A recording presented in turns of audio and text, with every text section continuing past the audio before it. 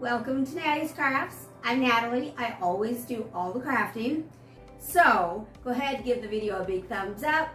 Make sure to leave a comment down below and subscribe. Wherever you subscribe, you should hit the bell so that you'll know when the next video comes out. So let's go ahead and go take a look. So we're going to start off with a wreath for spring, focused on spring. We're going to take one of these wreath forms from DollarTree, the one that has the beads all the way around it, and just make sure that it's round or the shape that you want. And then we're just going to take some florals. Some of these were from DollarTree. I think maybe one or two were from Hobby Lobby or Big Lots or somewhere else. But I'm just trying to pick out which stems I like together. As I've said before, I'm not a florist in any way, and so I just take what I like and I put it together. Whether it belongs together or not is a whole different situation.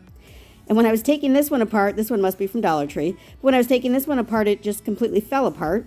So I'm just putting it back together here, and then we're going to trim off that stem.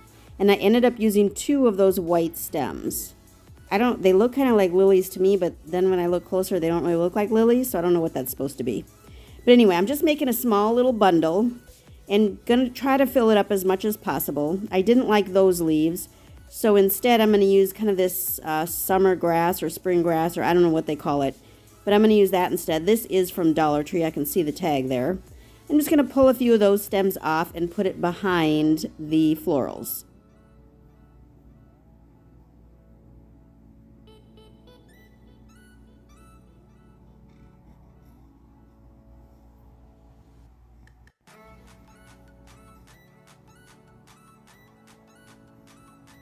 And I wanted to switch out the leaves on one of these florals so that it was darker. So some of them had darker leaves or greenery than the others.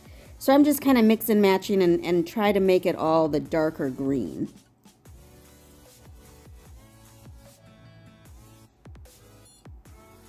And then I'm just setting it up so it's in a shape that I like and will look good on the wreath.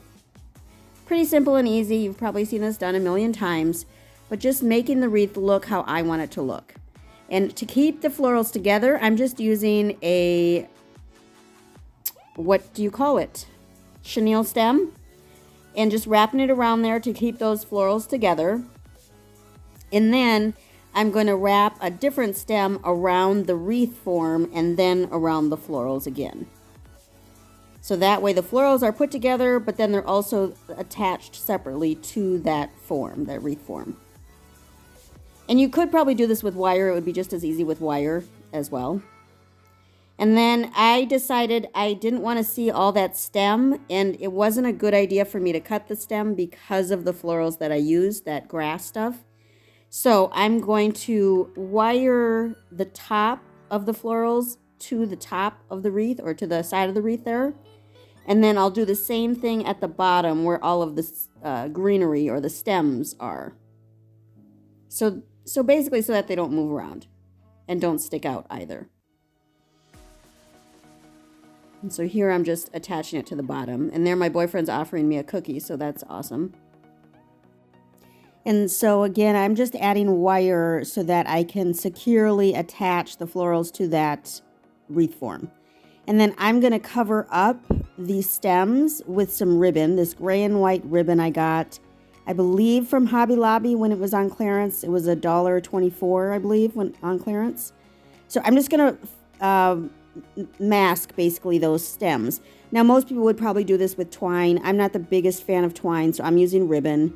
And then on top of that ribbon, I'm going to go ahead and put a bow.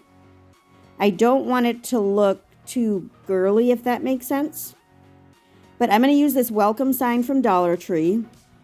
And this is very hard to cut, so you may need very strong hands or a handy person around you who will cut this for you. I could not get it cut. But once it was finally cut, what I'm going to do is this is going to attach to the top of the wreath. So I'm just bending the edge of the hook of the wire there. And I'm going to bend it around so that it can fit above the wreath form. And that's it. And it's cute. It's just a small, cute wreath for spring.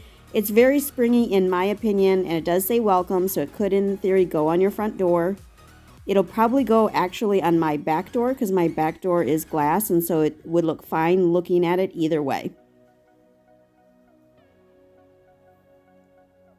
And then we are going to make a little holder, another little holder for the bathroom.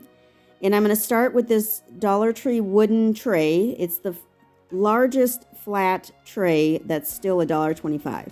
Well, the largest one I could find anyway. I'm going to start with the dishwasher safe Mod Podge the whole thing. And then I'm going to put a lining on the inside of the tray. So this is that contact paper from DollarTree. So I'm just sizing it up so that I can get a rough cut going here. And there are lines on this floral printed contact paper, so that made it quite helpful. And then once I've got that figured out, I decided to put feet on this because I kind of like feet on a lot of things. So I'm going to add feet. So I'm going to put some wood glue as well as some hot glue. This is wood hot glue and then the regular wood glue. And then I'm going to put these little DollarTree blocks, one in each corner, to give it little feet to make it look cute. And then I am putting one in the middle as well, just in case we put something in there that's heavy. And then I'm going to paint the whole thing black. The bottom I'm going to leave because I'm going to put that contact paper on the bottom, but I wanted to paint it first so that I would make sure all the edges were black. So I'm just going to paint the whole thing except for the inside middle. I'm going to paint the whole thing black. And since it's chalk paint that I'm using, of course I only needed one coat of paint. If you were using acrylic paint, you may need 2 coats.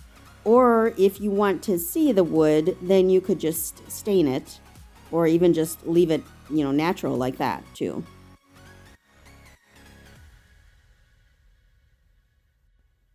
Then once you've got it all painted, I did paint the outside of the feet as well, not the bottom, but just the outside. And then I'm going to add the contact paper to the middle, and I'm just going to do kind of a loose fit in. I'm going to use my scraper tool to really push it down.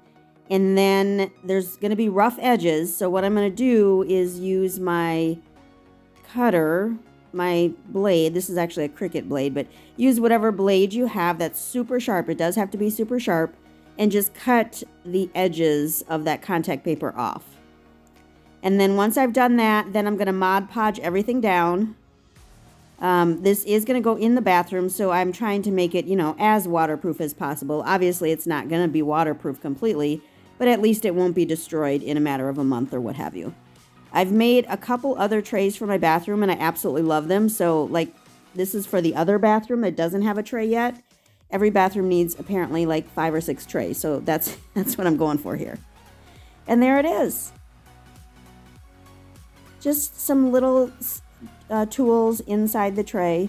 Nothing big, but it does just make it cute. It helps to make it look a little bit more organized than it looked before. So I think it's adorable. A super simple 10-minute DollarTree craft. I thank you so much for stopping by Nattys Crafts today. I sure hope you could give the video a big thumbs up, leave a comment down below, and make sure to subscribe. Whenever you subscribe, you should hit the bell so that you know when the next video comes out. Thanks so much for stopping by, and do remember to appreciate today, as tomorrow is never promised. Thanks, y'all. Y'all have a great one.